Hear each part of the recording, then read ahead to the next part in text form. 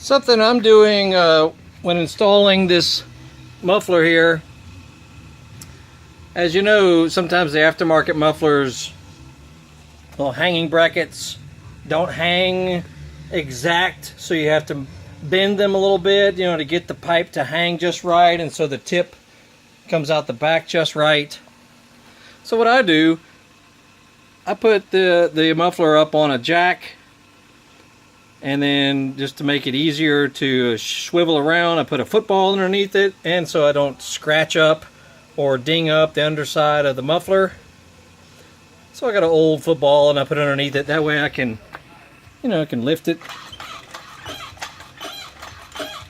just to the right spot, or bring it back down if I have to,